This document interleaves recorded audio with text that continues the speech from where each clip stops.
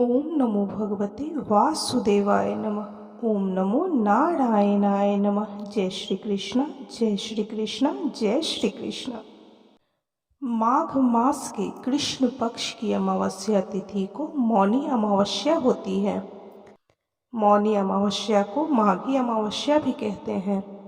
धार्मिक मान्यताओं के अनुसार मौनी अमावस्या के दिन गंगा नदी का जल अमृत के समान होता है।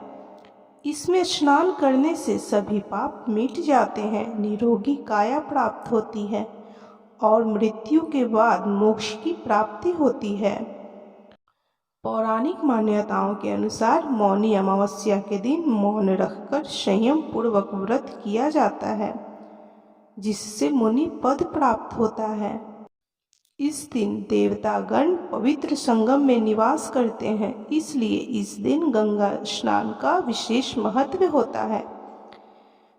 माघ मास की आखिरी तिथि को अमावस्या पड़ती है। माघ मास में पड़ने वाली अमावस्या को मौनी अमावस्या या फिर माघ अमावस्या के नाम से जानते हैं। इस अमावस्या के दिन दान पुण्य करने से शुभ फलों की प्राप्ति होती है। इस दिन भगवान श्री हरि विष्णु और पीपल के वृक्ष की परिक्रमा कर पूजा की जाती है। तो बंधुजनों, चलिए आज हम मौनी अमावस्या व्रत कथा की कथा सुनते हैं। तो बोलिए ओम नमो भगवते वासुदेवाय नमः। ओम नमो नारायणाय नमः। जय श्री कृष्ण, जय श्री कृष्ण, जय श्री कृष्ण। कांचीपुरी में एक ब्राह्मण निवास करता था। उन ब्राह्मण का नाम देवस्वामी था और उनकी पत्नी का नाम धनवती था। उनके 7 पुत्र और एक पुत्री थी। पुत्री का नाम उन्होंने गुणवती रखा था। ब्राह्मण ने 7 पुत्रों का विवाह करके अपने सबसे बड़े पुत्र को बेटी के लिए वर खोजने भेजा। उस समय एक पंडित जी ने पुत्री गुणवती की जन्म कुंडली देखकर बताया कि सप्तपदी होते होते यह कन्या विधवा हो जाएगी।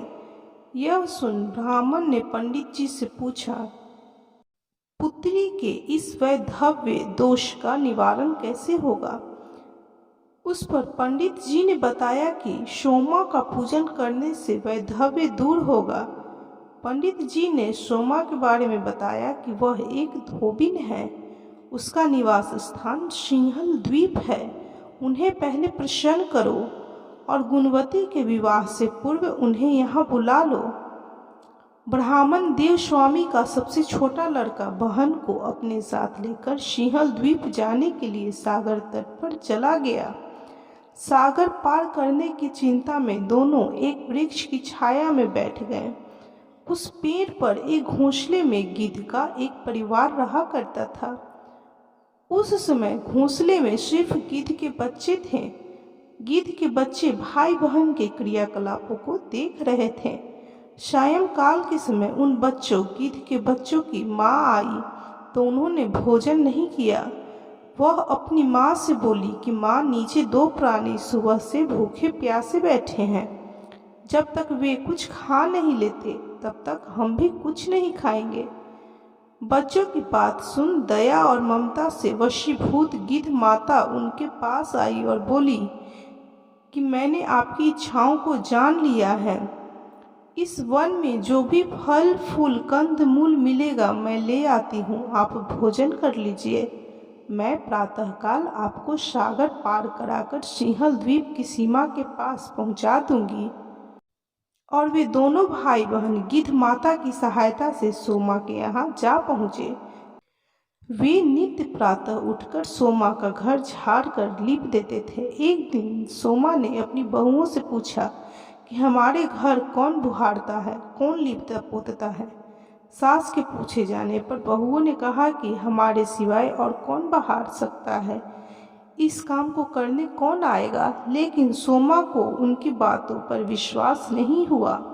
एक दिन इस रहस्य को जानने के लिए वह सारी रात जागी और सब कुछ प्रत्यक्ष देखकर जान गई। इस दौरान सोमा का उन भाई बहन से वार्तालाप हुआ। भाई ने सोमा को बहन संबंधी सारी बात बता दी। सोमा ने दोनों भाई बहन की श्रम साधना और सेवा से प्रसन्न होकर उचित समय पर उनके घर पहुंचने का वचन देकर कन्या के वैधव्य दोष निवारण का आश्वासन दे दिया। मगर भाई ने उससे अपने साथ चलने का आग्रह किया। आग्रह करने पर सोमा उनके साथ चल दी। चलते समय सोमा ने बहुओं से कहा कि मेरी अनुपस्थिति में यदि किसी का देहांत हो जाए तो उसके शरीर को नष्ट मत करना, मेरा इंतजार करना।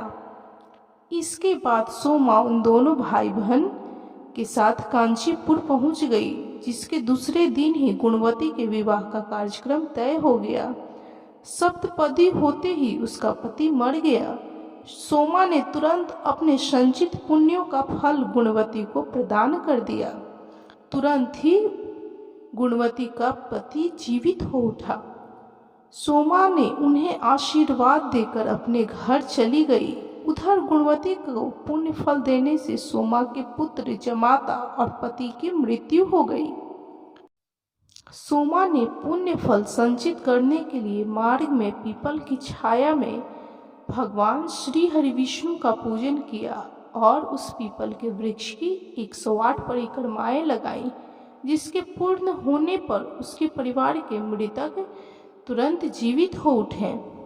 जिस तरह भगवान श्री हरि विष्णु ने गुणवती के पति और सोमा धोबिन के पति पुत्र और जमाता की आयु लंबी की, उनके आशीर्वाद से उनका घर परिवार स्वस्थ हुआ, उसी तरह इस कथा को सुनने वाले, सुनाने वाले या जिसके द्वारा इस कथा का महत्व कोई और भी सुने, उसके घर परिवार को, उसके पुत्र को, उसके पति को, सभी की आयु लंबी करें और उसके घर को सुख शांति और समृद्धि प्रदान करें।